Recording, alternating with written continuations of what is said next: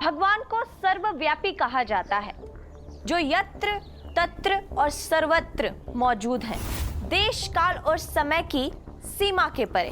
पर क्या इंसान भी एक समय में एक से ज्यादा जगह मौजूद हो सकता है?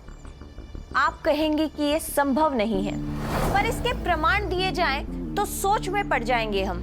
मध्य प्रदेश के 2 शहर जो एक दूसरे से 3 से 3.5 घंटे की दूरी पर थे, उन दोनों जगह घटी 2 अलग अलग आपराधिक घटनाओं ने सबको हैरत में डाल दिया था।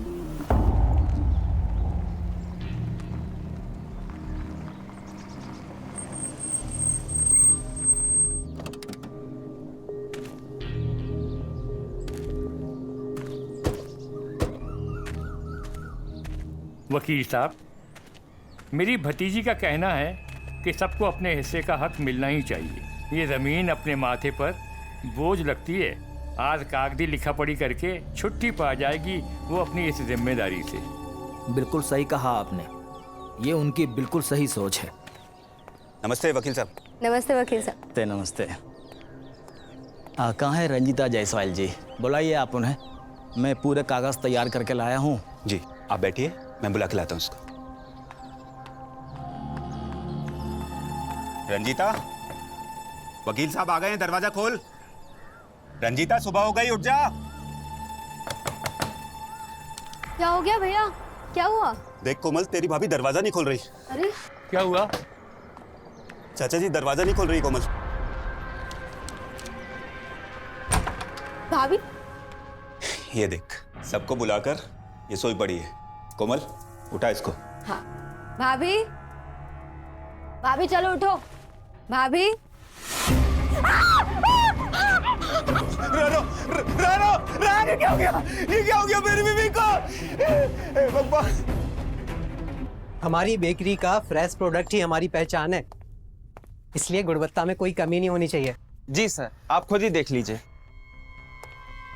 वो वहाँ क्या है? ये कौन औरत है? देख क्या रहा है? पुलिस को फोन लगा।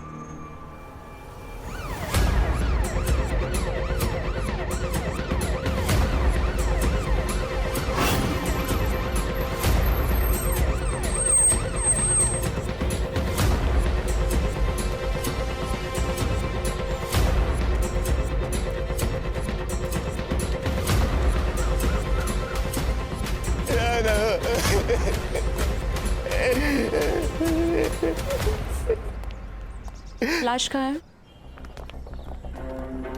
क्या है क्या? चलो तुम लोग, चलो पीछे आओ। मैं सुबह सुबह फूड चेकिंग के लिए आता हूँ तो एकदम से मैंने लाश देखी सर। सर ये मालविका जी है, हमारी बेकरी के रेगुलर कस्टमर, इसलिए मैं इन्हें पहचान गया।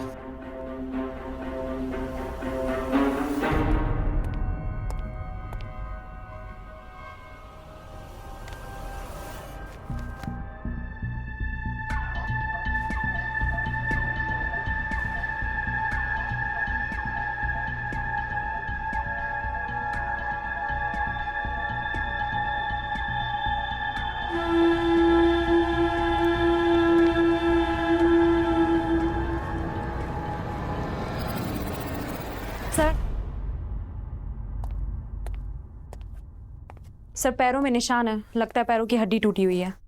पैर की हड्डियों को 3 जगह से किसी भारी चीज से तोड़ा गया है। मुंह को भी बुरी तरह कुचला गया है। इतनी जोर से मारा है कि 1 2 3 4 5-6 दांत भी टूट गए हैं। इसी की साड़ी से इसका गला घोटा गया है। कातिल को लगा होगा कि अगर ये दम घुटने से नहीं मरी तो इसलिए इसके गले की नस को काट दिया है, और मौत को पक्का करने के लिए गले की नस भी काट दी है। सर कोई हथियार तो नहीं मिला, पर इस औरत की ये चप्पल मिली है। दूसरी चप्पल गायब है सर। ठीक है, सबूत के तौर पर रखूं। जी सर। पूरे कमरे को अच्छे से चेक करो, शायद कुछ और मिल जाए, जब तक हम परिवार वालों से पूछताछ करते हैं। Yes sir. चलो लता। जी सर।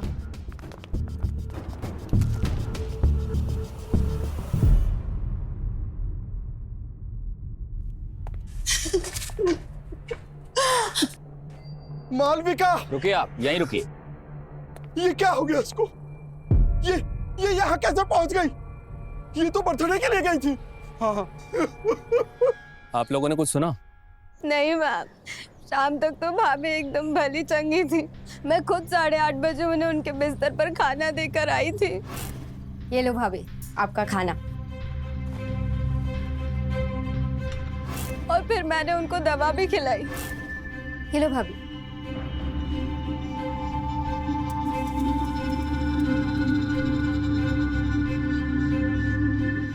चलो अब मैं चलती हूँ, है ना? कोमल, हाँ जाते जाते बत्ती बुझाते जाना, मुझे नींद आ रही है। ठीक है भाभी। और फिर बत्ती बुझाकर दरवाजा भिड़ाकर मैं बर्तन धोने चली गई। फिर रात में 1 बजे मैंने दरवाजे के बाहर से ही भाभी से पूछा था, भाभी कुछ चाहिए तो नहीं आपको? अब कैसी तबीयत है भाभी? मेरी तबीयत सही नहीं है अभी, मुझे सोने दो। कल सुबह जब वकील साहब आएंगे तब मुझे जगा देना। ठीक है। फिर मैं भूमि को लेकर कमरे में सोने चली गई। किसी की चीख पुकार तो छोड़िए मैम, हमें तो खांसने तक की भी आवाज नहीं आई।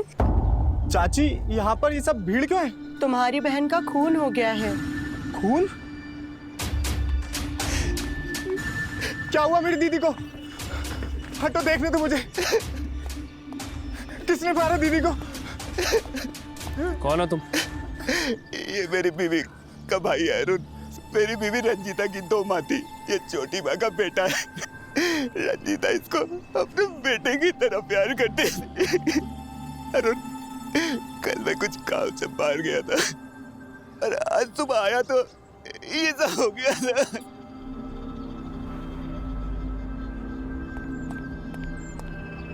सर हमें आप बताएंगे ये हत्या कैसी हुई है? देखिए, अभी कुछ भी कहना जल्दबाजी होगा। अभी जांच चल रही है और जांच के बाद ही बता पाऊंगा कि खून किसने किया और किस मकसद से किया है। पीछे घर है उस रंजीता देवी का जिनकी दर्दनाक तरीके से हत्या हुई है। पुराने भोपाल की सुबह आज अपराध के साए से हुई। इस बेकरी में आज एक औरत की निर्मम हत्या हुई है। लक्ष्मी थी हमारी बहू, बेटी जैसी थी मेरे लिए। तो किसी सहेली के घर बर्थडे का जाने का कहकर निकली थी कल शाम को। रात हो जाएगी तो मैं वहीं पर सहेली के घर रुक जाऊंगी, सुबह ही लौट कर आऊंगी। लेकिन देखिए ना क्या हो गया, अब हमारी बहू कभी भी लौट कर नहीं आएगी। सर मैं कौशिक। हाँ कौशिक, बोलो। सर मेरी टीम भोपाल में बेकरी वाला केस कवर कर रही है, उन्हें बाइट दे दीजिए। हाँ दे दूंगा बाइट। तुम क्यों नहीं आए यहाँ? मैं यहाँ बीना में हूँ सर। यहाँ एक औरत की बहुत ही दर्दनाक तरीके से हत्या कर दी गई है। औरत का गला काट दिया, पैर की 3 जगह से हड्डियाँ तोड़ दी और तो और सर एक साइड से पूरा चेहरा बिगाड़ दिया। आता हूँ मैं। अभी अभी मुझे बीना से एक क्राइम रिपोर्टर का फोन आया। वहाँ पर भी ठीक इसी तरह से एक औरत की हत्या हुई है। तुम लोग यहाँ संभालो, मैं बीना होकर आता हूँ। प्रहलाद, एक बात समझ में नहीं आई। 2 जगह पर एक ही तरीके से 2 औरतों की हत्या, ये बात कुछ अजीब नहीं लगी? मध्य प्रदेश के बीना में हुई रंजीता जायसवाल की हत्या और भोपाल की एक बेकरी में हुई मालविका की हत्या, दोनों हत्याएं बिल्कुल एक जैसी थी। मृतक औरतों के शरीर पर एक एक जख्म, मारने का तरीका, सब कुछ ऐसे मिलते जुलते थे जैसे कि दोनों मर्डर एक दूसरे की फोटोकॉपी हो। कोई भी यही कहेगा कि एक ही व्यक्ति ने दोनों हत्याएं की हैं, मगर कैसे? भोपाल की बेकरी से बीना के बीच लगभग 180 से 200 किलोमीटर का फासला था। तो ये कैसे हो सकता है कि एक ही आदमी ने दोनों हत्याएं की हों? आगे भी है कुछ? रोको सर, ये दाढ़ी वाला आदमी प्रहलाद, क्या लगता है ये खूनी हो सकता है? चाल ढाल से तो लग रहा है। 12:30 बजे के आसपास गुजरा ही है यहाँ से।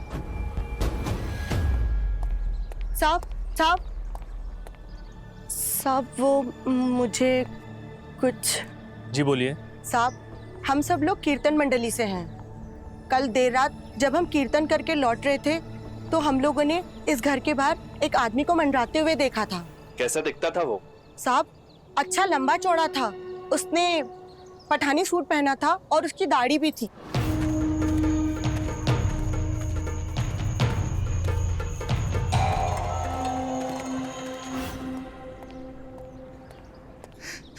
जैन सर। जैन सर। कहाँ है डेड बॉडी? सर अंदर आई।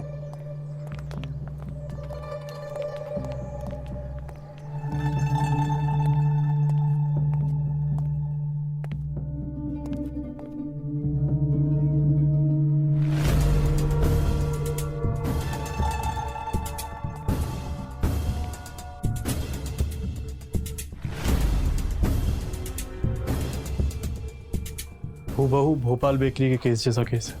लाश को पोस्टमार्टम के लिए भेजो। जी सर। हूबहू इसी अंदाज में भोपाल बेकरी में कत्ल हुआ है एक औरत का। ये क्या कह रहे हैं आप?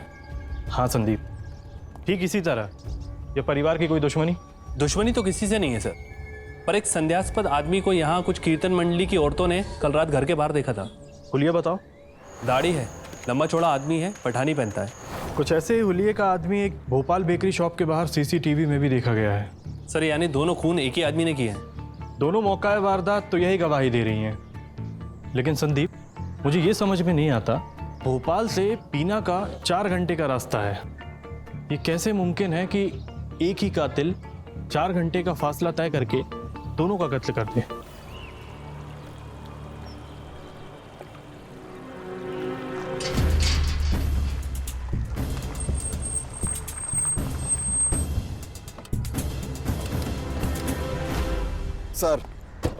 सर बीना में कौन मरा, कैसे मरा, इससे मुझे क्या लेना देना?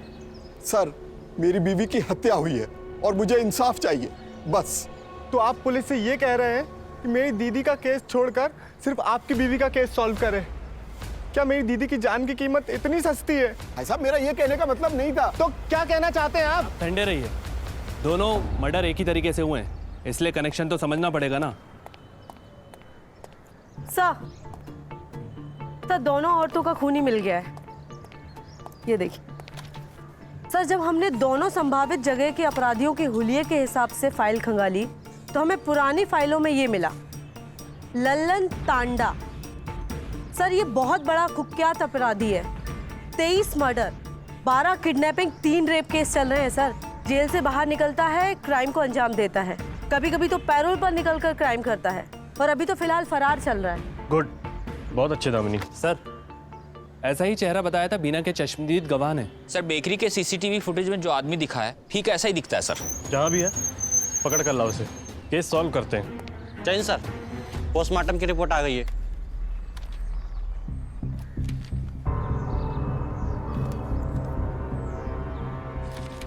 दोनों मौका वारदात पर एक ही हुलिये वाले आदमी की मौजूदगी। दोनों हत्याओं का तरीका एक जैसा। हो सकता है कि कातिल एक ही हो, पर कैसे मुमकिन है ये कि भोपाल की मालविका और बीना की रंजीता, दोनों की मौत का समय लगभग एक सा ही।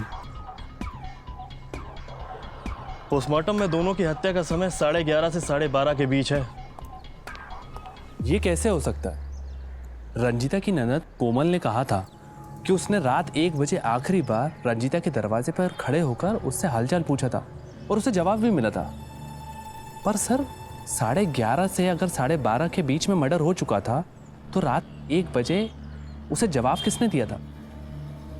पैर के फ्रैक्चर से लेकर गले की नस कैसे काटी गई है, 1-1 इंच मिलता है सर। यानी दोनों मर्डर के खूनी कोई एक ही है। लेकिन सर एक बात समझ में नहीं आई, एक आदमी एक ही समय पर 2 अलग अलग जगह कैसे हो सकता है? ये तो अब लल्लन ही बताएगा। उठा लो उसे। हेलो, हाँ बाबूजी, कहाँ हो? हम लोग थाने में ही हैं। वो पापा है मेरे। बेकरी में हमारी माँ मालविका का खून हुआ है। मैं वो उनकी तरफ से सॉरी बोलता हूँ आपको। उन्होंने आपकी दीदी के बारे में ऐसा बोला। कोई बात नहीं, मैं उनकी तकलीफ भी समझता हूँ। जो मुझ पे बीत रही है वही तो उन पर भी बीत रही है। अगर आप चाहें तो मेरा फ़ोन नंबर ले लीजिए, शायद हमारा गुनहगार एक ही है, हम उसको पकड़वाने में मदद कर सकते हैं। क्यों नहीं? 8349। और तुम्हें भी कोई ज़रूरत पड़े तो मुझे कॉल करना। 2 अलग अलग आदमी कितनी भी कोशिश कर लें, हूबहू वैसे ही तरीके से खून नहीं कर पाएंगे। थोड़ा ही सही पर अंतर रह जाएगा, फर्क दिखेगा। पर यहाँ दोनों मौकाए वारदात एक दूसरे का प्रतिबिंब लग रही थी। कत्ल के तरीके में 100% समानता दिख रही थी।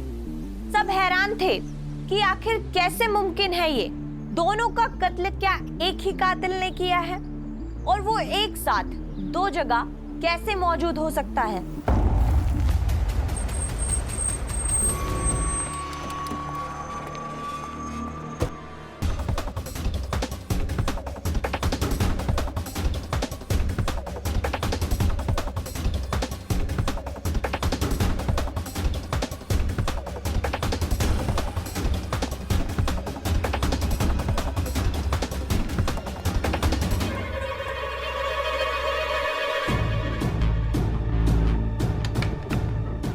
भागो सब भागो, पुलिस की रेड पड़ी है।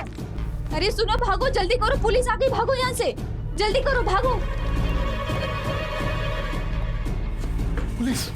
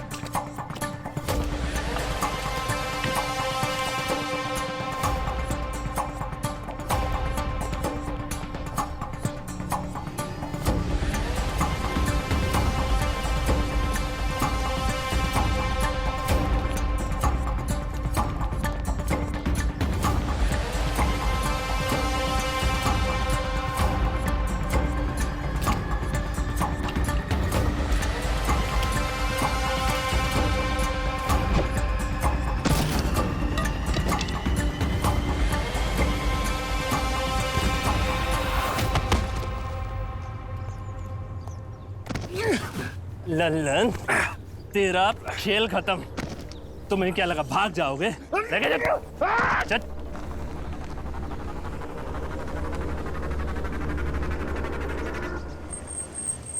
बीना और भोपाल बेकरी में एक ही समय में दोनों हत्या कैसे की, बता। डिग्री डिप्लोमा आपने किया, पुलिस अधिकारी आप बने और आप हमसे पूछ रहे? अरे जाके पता लगाइए साहब कि एक आदमी एक ही समय पे दो जगह कैसे हो सकता है। हाँ? जोक मारता है, जोक मार के बच नहीं पाएगा तू, बताना तो तुझे पड़ेगा। मजाक तो आप कर रहे हैं साहब, और आपको क्या पता मेरे जैसा कोई आदमी बीना में मास्टरनी के घर के पास दिखा गया, उसके बाद बेकरी के पास सीसीटीवी फुटेज में मेरे जैसा हुलिया का कोई आदमी देखा। इसका मतलब ये साबित होता है कि खूनी मैं हूँ। अरे बस से बदनाम हो गया हूँ। आप लोग कभी भी ढोल की तरह बजाते रहते हैं, है कोई सबूत कि वो मैं हूँ? हाँ, मैंने उन्हें नहीं मारा, इसका मेरे पास गवाह भी है और सबूत भी। कौन है तेरे गवाह? क्या सबूत है तेरे पास?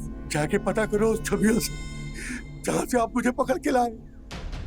2 दिन से हमने अपना अड्डा वही जमा के रखा हुआ और 10 लोग गवाह भी देंगे साहब कि मैं एक पल के लिए भी वहां से नहीं उठा, तो मैं खून कैसे कर सकता हूँ?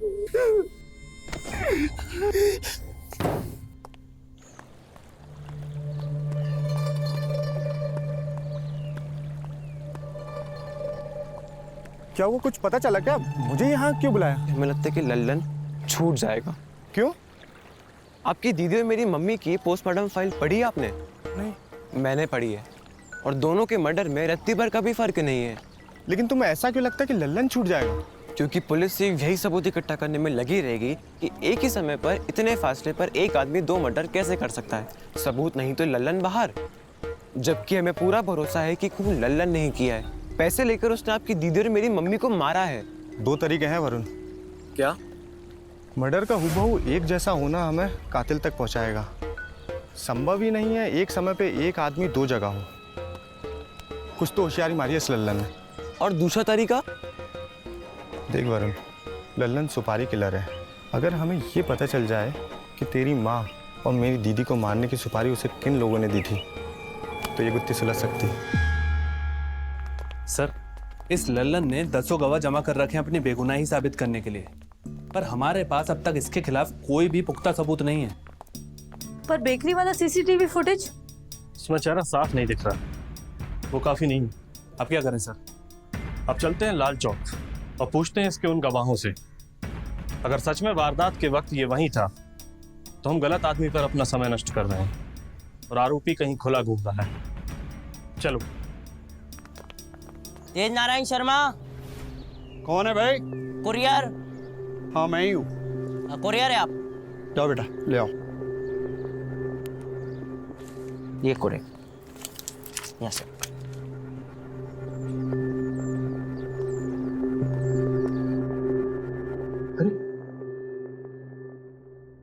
ये तो मेरा चश्मा है, पिछले हफ्ते फ्लाइट में भूल गया था। बेटा मेरे बगल की सीट पर बहुत अच्छे अंकल बैठे हुए थे, हम दोनों में दोस्ती हो गई थी। हम दोनों ने एक दूसरे का पता और नाम ले लिया था। जरूर उन्होंने ही भेजा होगा। रख देता हूं।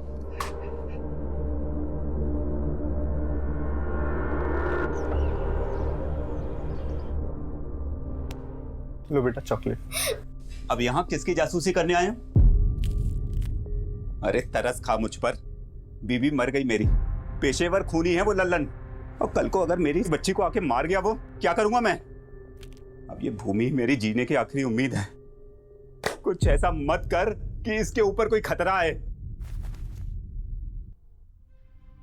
आप बस जीजाजी मुझ पे भरोसा करिए, मैं ना भूमि पे ना आप पे कोई आँच नहीं आने दूंगा। बड़ा हो गया, आपकी और भूमि की हिफाजत कर सकूं, इतना बड़ा तो हो ही गया हूं।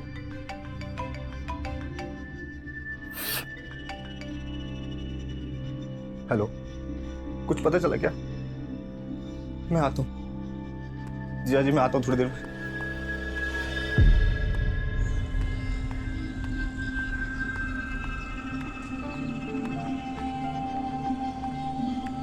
तुम यहाँ?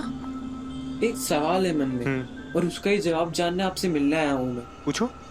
देखो, हम दोनों अजनबी होते, कहीं टकराते, बातचीत होती और फिर समझ में आता कि हमारी मंजिल एक है, मकसद भी एक है, तो हम क्या करते? तो तुम कहना चाहते हो दोनों कत्लों में शामिल कातिल एक दूसरे से कत्ल से पहले टकराए हो तो? हाँ, ऐसा तो बिल्कुल हो सकता है। शायद कत्ल की गुत्थी उलझाने के लिए कातिल ने एक ही जैसे मर्डर प्लान करे हो। लेकिन अब करें क्या? चलो पुलिस के पास चलते हैं, उन्हें सब बताते हैं कि ऐसा कुछ भी हो सकता है। ठीक है, चलो। चलो। सर।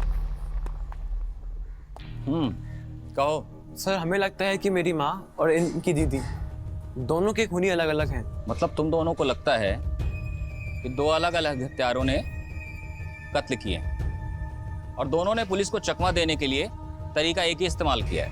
हाँ सर, लल्लन ने किसी और खूनी के साथ मिलकर ये हत्या प्लान करी है। कहानी अच्छी है, लेकिन अभी हमें यह भी नहीं पता कि लल्लन खूनी है कि नहीं। उसका कहना है कि वो 2 दिन कोठे में था, उसके पास गवाह भी हैं। हमारे सर टीम के साथ यही पता करने गए। लेकिन सर ऐसा भी तो हो सकता है लल्लन किसी और खूनी से मिला हो कत्ल से पहले। उसके लिए जरूरी है कि बीना का कोई क्रिमिनल लल्लन को जानता हो। लल्लन बहुत ऊंचा खिलाड़ी है, वो किसी भी ऐरे गैरे के साथ मिलकर कोई शिकार नहीं करता है ना। वो कब कहाँ रहता है किसी को मालूम नहीं होता। कपड़े से ज्यादा वो सेल फोन बदलता है।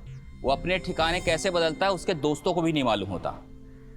लेकिन सर अभी आपने बताया कि कत्ल वाले दिन लल्लन कोटे पर ही था।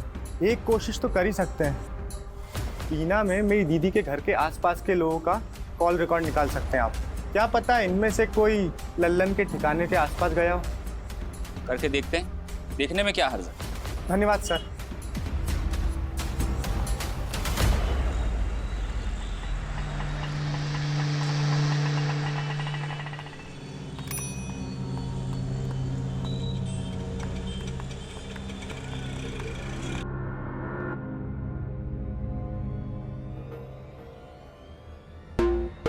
आओ तो कभी।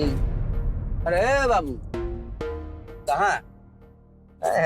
नई नई जवानी, जवानी का मजा लूटने आए हो।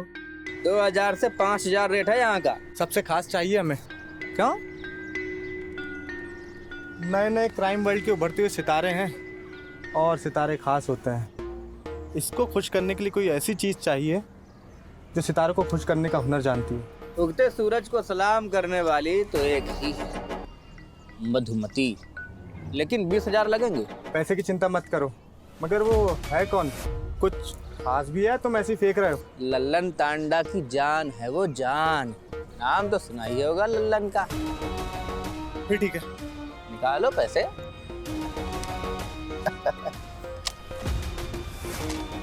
आ जाओ।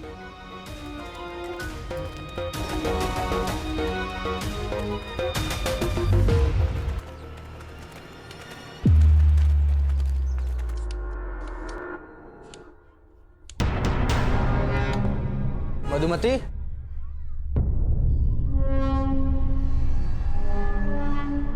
जाओ। एक के साथ एक फ्री है क्या? बैठो,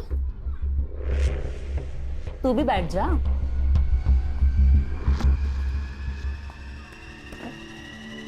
माल लाए हो? माल लाए भी हैं और देकर भी आए। मधुमती, तू उस लल्लन के चक्कर में बहुत बुरी तरह से फंस चुकी है।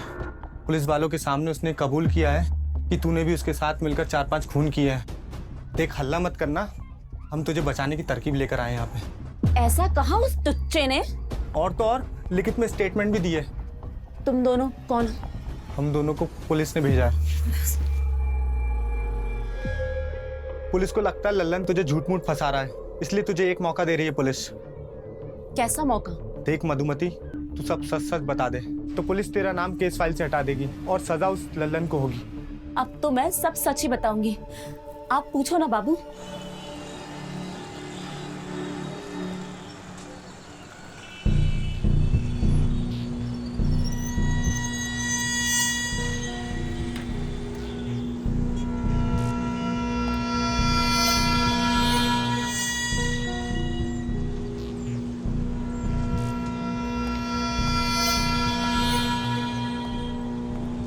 मुझे यहाँ क्यों बुलाया? हमें पता चला है कि उस दिन लल्लन ने छोटी सुपारी भी ली थी। अब बीना वाले मर्डर का तो मुझे कुछ नहीं पता, लेकिन हाँ, वो बेकरी वाली मैडम मालविका को मारने की सुपारी किसी ने लल्लन को दी थी। किसने? वो राम जाने, लेकिन हाँ, मर्डर के एक दिन पहले लल्लन जबलपुर से भोपाल लौटा था बस से सुपारी लेकर। पूरे 50 लाख की सुपारी दी थी किसी ने उस मैडम को मारने की। और कुछ बताओ ना। हाँ, एक बात पे लल्लन बहुत हंस रहा था। उसको किसी ने टुच्चे से काम के लिए 15 लाख रुपए और दिए थे। कैसी छोटी सुपारी? अब इससे ज्यादा मुझे कुछ नहीं पता। और हाँ, लल्लन के साथ मिलकर हमने किसी का खून नहीं किया और ना ही उसके खून खराबे में हमें कोई मतलब है। ओह, मतलब उस दिन बस स्टैंड में कोई और भी था जिसने लल्लन को छोटी सुपारी दी थी 15 लाख की। हाँ, बस अब अगर ये पता चल जाए कि उस दिन उस बस में कोई आदमी बीना का था या नहीं। था, बिल्कुल था। तुमने कहा था ना, बीना में तुम्हारी फैमिली और उसके पड़ोसियों की मोबाइल लोकेशन डिटेल निकालने के लिए। मैंने निकलवाए। ये देखो, जानते हो क्या इसे? ये नहीं हो सकता। माँ चाहिए ना? बहुत अच्छी बच्ची है, खा ले। अरे आ गया तू? एक बड़ी मुश्किल से मना के 2 और खिलाए इसे। भूमि बेटा, आप जाओ रिसेप्शन पे खेलो। क्या हुआ? क्या बात है? कुछ पता चला? किसने उजाड़ दिया घर मेरा? कोई फायदा नहीं है ऐसे भटकने का। मैंने सोच लिया, मैं जबलपुर जाकर सब ज़मीन बेच दूंगा और एक नई ज़िंदगी शुरू करूंगा। वैसे भी अब दीदी तो रही नहीं, तो उनकी सारी ज़मीन मेरी हुई, तो बेचने में कोई दिक्कत भी नहीं होगी। जबलपुर वाली ज़मीन? वो नहीं बेच सकता तू। क्यों नहीं बेच सकता? आप तो गए थे ना जबलपुर दीदी के मरने से एक दिन पहले, 27 तारीख को। तुमने कहा था ना, बीना में तुम्हारी फैमिली और उसके पड़ोसियों की मोबाइल लोकेशन डिटेल निकालने के लिए। मैंने निकलवाए। ये देखो, जानते हो क्या इसे? 35 लाख में बिकी ना ज़मीन, आप ही ने बेची ना ज़मीन, तो दीजिए मेरे 35 लाख। मुझे मेरा हक चाहिए। बकवास ना कर, मैंने कोई जमीन नहीं बेची। बेटा मानता हूँ तो बेटे की हद में रह। बेटा बेटा कहकर पालने वाले, पिता समान बनने वाले गंदे आदमी, मेरी दीदी के नकली साइन करवाकर उनकी सारी जमीन बेच दी तूने। कहाँ है मेरी दीदी के 35 लाख रुपए? मेरे पास से 20 लाख हैं। और 15 लाख लल्लन को दे दिया है ना? हाँ, जा जाकर ले ले उससे। हे भगवान, पुलिस कहाँ आ गई? भगवान, क्या हो गया साहब? इमोशनल ड्रामा बंद करो संतोष। अब थाने चलकर सारे पाप गिनाना तुम। चलो। भूमि भूमि गिनाना अपने थाने में। पापा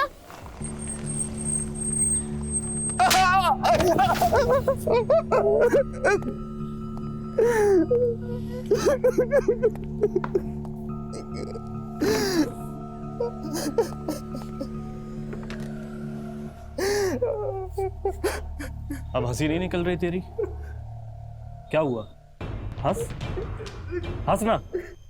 हमें उलझाने के लिए तूने कई जाल बुने, लेकिन तेरे हर एक जाल को काटेगा अब इसका बयान। यहाँ से निकलकर पहली फुर्सत में तेरा गला काटूंगा। मेरे खिलाफ गवाही देगा तू। यहाँ से निकलकर तू फांसी के फंदे पे चढ़ेगा। बताओ क्या, क्यों, कैसे अपने ही परिवार को उजाड़ दिया? किसान है साहब। किसान जब हाड़ तोड़ मेहनत करता है तो 2 पैसे बनाता है। कितना भी अमीर किसान हो, जब 2 बार फसल चौपट हो जाए तो कमर टूट जाती है साहब। मेरी भी कमर टूट गई थी, कर्ज में डूब गए थे हम साहब। रंजीता के पास उसकी माँ से विरासत में मिली जमीन थी जबलपुर, 50 लाख तक में निकल जाती। मैंने रंजीता से कहा बेचकर कर्ज भी चुका देंगे और जो पैसा बचेगा उससे कोई नया धंधा डाल लेंगे। पर साहब उसके ऊपर तो आदर्शवादी भूत सवार था। अपनी माँ से मिली जमीन अपने छोटे भाई के नाम करना चाहती थी। मैंने साहब उसे बहुत समझाया, जोर डाला, पर वो मेरी बच्ची भूमि को लेकर चले जाने की धमकी देती थी साहब। हालात तो तब और बिगड़ गए जब रंजीता बीमार पड़ी। उसके स्कूल से आने वाली तनख्वाह भी बंद हो गई साहब। कर्जदार सर पर खड़े थे, जमीन छीनने की बातें कर रहे थे। पानी सर से ऊपर चला गया था साहब। फिर मैंने तय किया। सुनो, मैं 2 दिन के लिए सांची जा रहा हूँ। एक पुराना दोस्त है मेरा, कुछ नए धंधे के बारे में बता रहा है, समझ के आता हूँ। ठीक है? सच्चे मन से जो भी काम करो बरकत मिलती है। मैंने भी वकील से बात की है, सोच रही हूँ माँ से जो जमीन मिली है वो अरुण के नाम लिखी दूँ। साहब रंजीता को पता ही नहीं था कि जबलपुर की जो जमीन वो अरुण के नाम करना चाहती है, उस जमीन का पूरा सौदा मैं पहले ही कर चुका हूँ। उसी का पैसा लेने के लिए मैं जबलपुर जा रहा था। सोचा था कि अगर सौदा हो जाएगा तो बाद में रंजीता को सब बता दूंगा।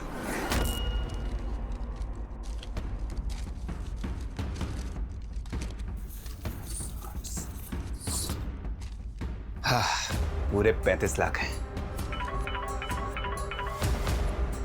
कोमल का फोन? हाँ कोमल बोल। हेलो भैया, कब आ रहे हो आप? क्यों? वो भाभी मुझे बता रही थी कि कल 10 बजे वकील साहब आ रहे हैं। वो जबलपुर वाली जमीन भाभी अरुण भैया के नाम कर रही हैं, तो आप आ जाओगे ना वक्त पे? अच्छा।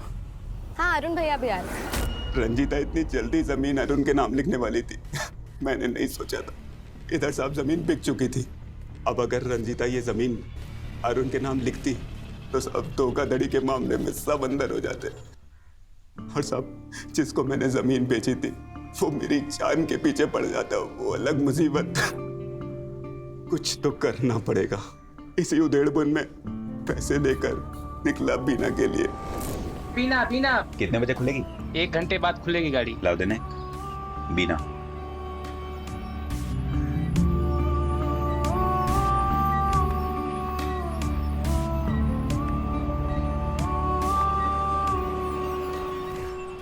कह दूंगा रोड बनाने के लिए सरकार ने सबकी जमीन ले ली उस इलाके में। नहीं, क्या करूं? कल सुबह 10 बजे से पहले कुछ तो करना पड़ेगा संतोषी। तू नए फोन नंबर और नए एड्रेस की तैयारी कर। मैं लड़की को ठिकाने लगाते साथ ही तुझे फोन लगाऊंगा, समझा? और इस बार काम भी बहुत बड़ा मिल रहा है। हाँ, नाम भी तो बहुत बड़ा है अपने भाई का, लल्लन टांडा।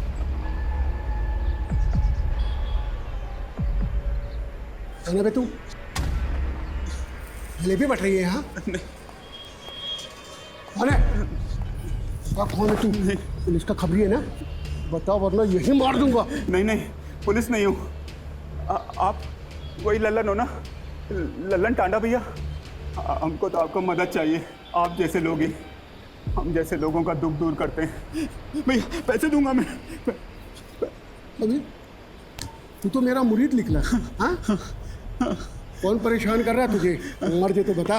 वो मेरी बीवी अपनी माँ से मिली जमीन सौतेले भाई के नाम करने पे तुली है। लुट जाऊंगा भैया मैं। अगर आज रात आप कुछ कर सको तो, मतलब उसको मार दो तो पैसे दूंगा। पैसे कितना देने की औकात है तेरी? पूरा 15 लाख। अबे चूहा मारने की दवाई बेचने वाला समझा है क्या? लल्लन बड़ा हाथी है, बड़ा। बड़े बड़े की गर्दनों पर उस्तरा चलाने का लाखों करोड़ों रुपए लिखता है। सुन, 50 लाख की सुपारी मिली है आज भोपाल में को टपकाने की। समझ में आया तेरी? सुन, हाँ, मैं तेरी मदद कर सकता हूँ। कैसे? जहाँ आज रात को मैं एक औरत को टपकाने वाला हूँ, वहाँ किसी भी बहाने से अपनी बीवी को लेके आ जा। एक साथ दोनों का काम तमाम कर दूंगा। इसको भोपाल वाला पता दे बेकरी का। इतवारा में मस्जिद के पीछे भोपाल बेकरी। चल लगा फोन।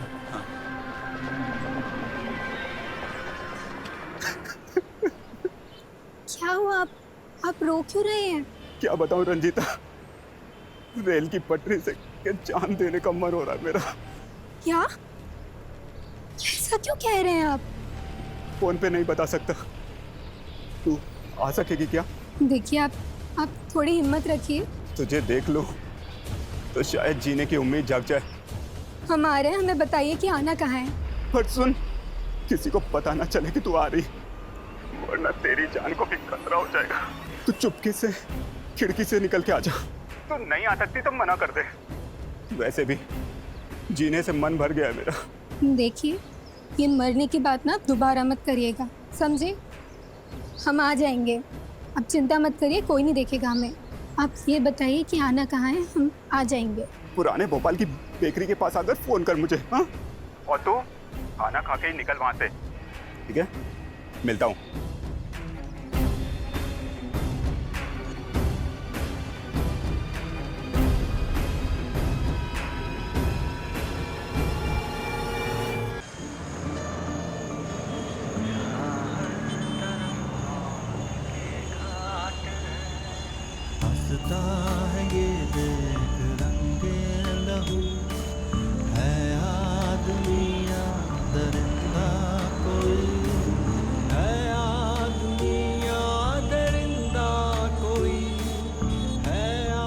संतोष, हम आ गए।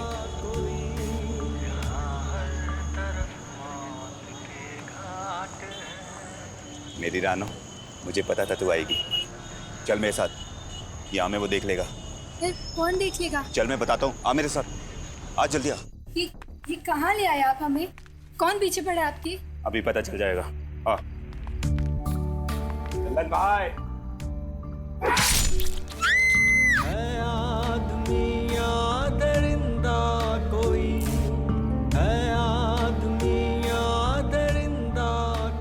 लल्लन, नहीं, ये क्या कर रहे हैं आप? मुझे मत मारिए।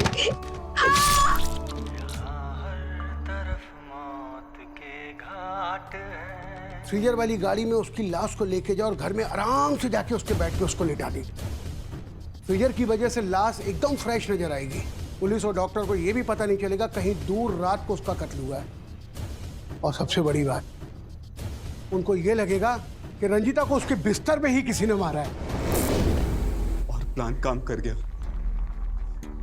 पोस्टमार्टम रिपोर्ट आने के बाद सबको लगा कि अगर रंजीता ने कोमल से रात को 1 बजे बात की थी तो वो 11:30 से 12:30 के बीच कैसे मर सकती।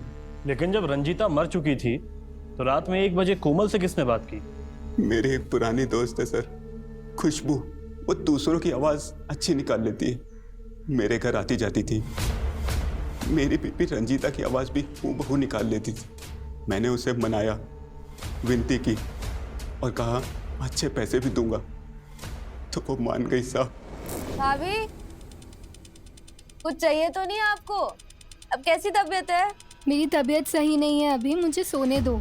कल सुबह जब वकील साहब आएंगे तब मुझे जगा देना। ठीक है, जगा दूंगी, सो जाओ।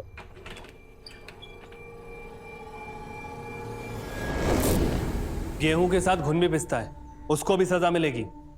जिस बीवी ने तुम्हारी जान बचाने के लिए इतना सब कुछ किया, तुम्हारे एक फोन कॉल पर बिना जाने समझे वो तुम्हारे पास चली आई, तुमने उसको इतनी दर्दनाक मौत दी। शर्म आनी चाहिए तुम्हें अपने आप पर। अब तुम भी बताओ लल्लन, आधे करोड़ की सुपारी मालविका को मारने के लिए तुम्हें किसने दी थी? मारने की ही नहीं, तड़पा के मारने की सुपारी दी गई थी। सुपारी देने वाला ये चाहता था कि मालविका तड़प तड़प के मरी, इसीलिए मैंने उसे बेकरी में ले जाके मारा। पर वो सुपारी देने वाला था कौन? मालविका का ससुर तेज नारायण शर्मा।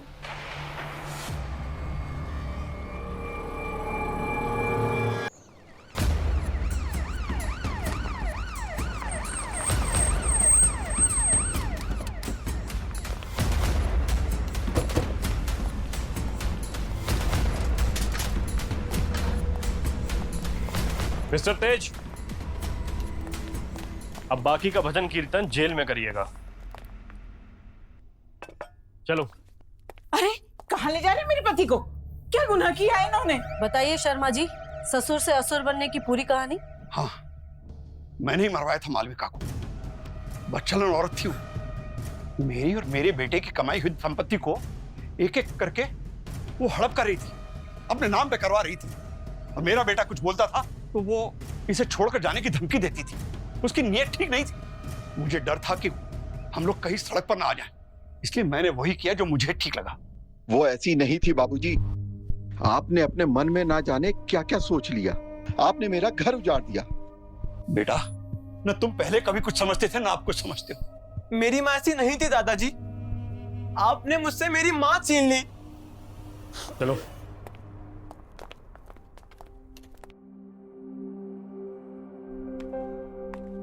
बेटा, मामा के पास रहोगी ना? मामा तुम्हें बहुत प्यार करेंगे। किसी शायर ने क्या खूब कहा है, घर बनता है घर वालों से, ना छत से ना दीवारों से।